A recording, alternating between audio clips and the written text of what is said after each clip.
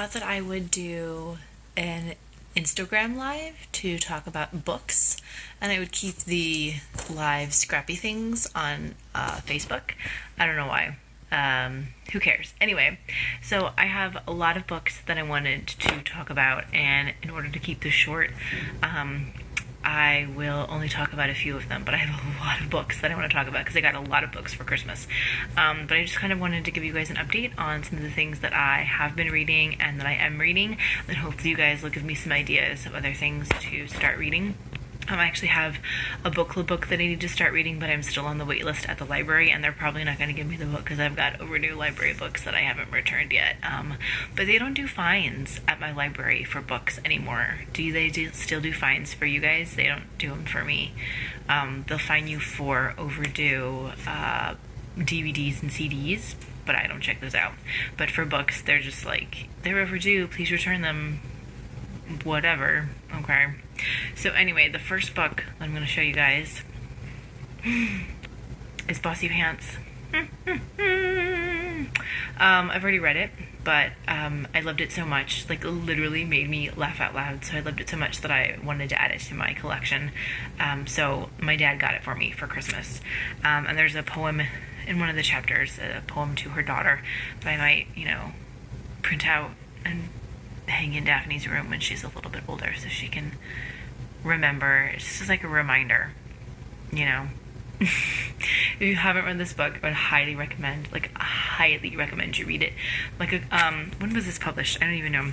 But a couple years after it was published, maybe like a year or something after it was published, another book came out by Caitlin Moran. This was from 2011, or this paperback was from 2011, so I don't know when the original was published.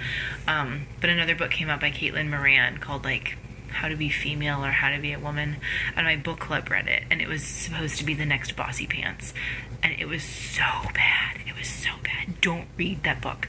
Read this book instead. It's hilarious. It's so good. Read this book. Alright, so the next book I want to show you, it's got a piece of paper in it, pay no attention to that, is Capital Gains by Chip Gaines, who is the male half of Fixer Upper, which is in its final season on HGTV, and I haven't watched any of it, but I just saw on their Instagram that Joanna is, spoiler alert, pregnant with baby number 5. No thank you. Not for me, but for them, great. If that's what you want to do, you want to have 5 kids, go for it. My husband is one of 5 kids. No thank you. Not for me.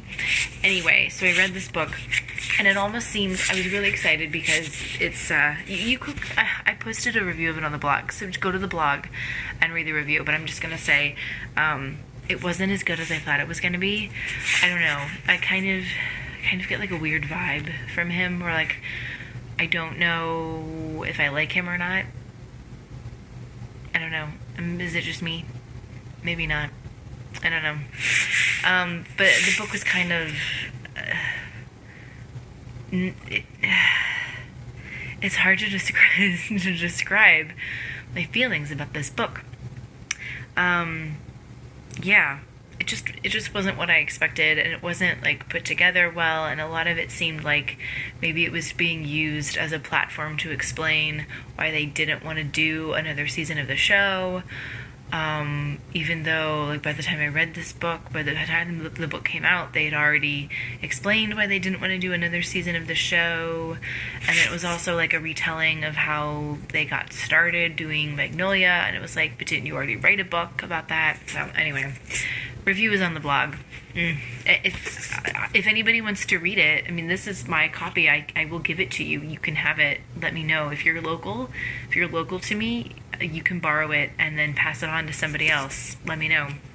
Or if you're like my friend, really my friend, you know who you are. I can hook you up. So the next book I just finished reading is one of my overdue library books by almost a month. Sorry. It's called How to Be Both by the cover. It's covered up, Allie Smith. This came out in 2014. I don't know where I got this recommendation from. Probably a magazine.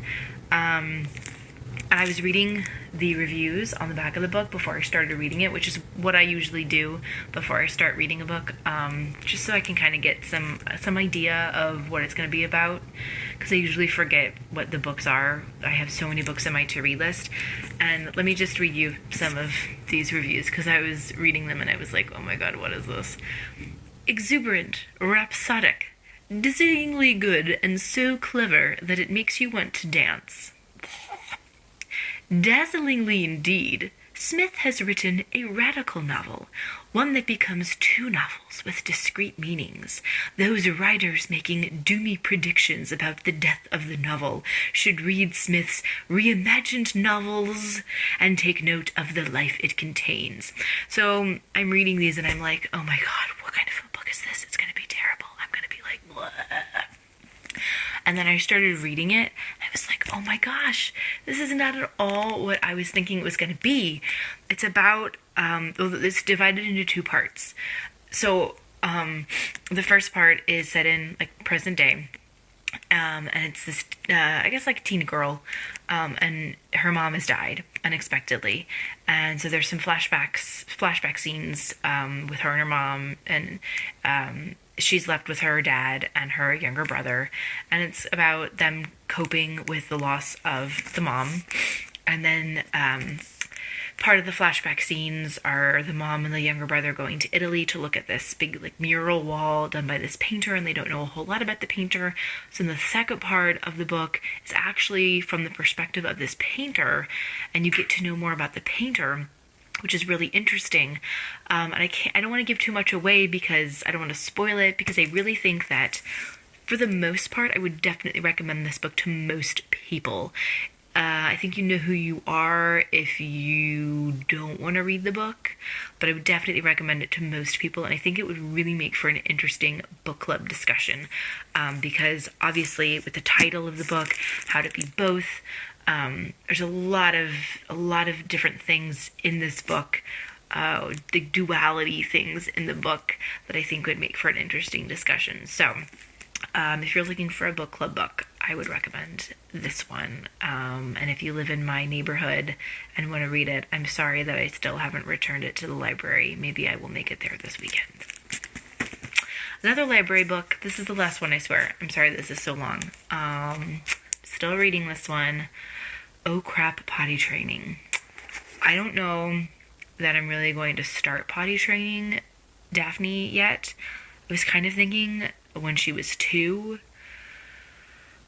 I put out a call to other moms in this mom's Facebook group that I'm in, because I figured other moms probably read books about potty training. There have to be some good books to read. And this was the one that got the most recommendations. This woman, what's her face? Jamie Glowacki. She's the Pied Piper of poop. Okay. This book makes me very anxious. I'm like, I don't know if my kid's ready for potty training, but I'm not ready for potty training.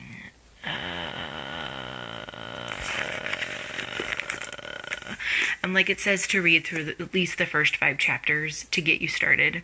Like I'm just gonna read the whole book because I'm that like nervous. This book is not setting my mind at ease. It's not making me feel like we can do this. Yeah.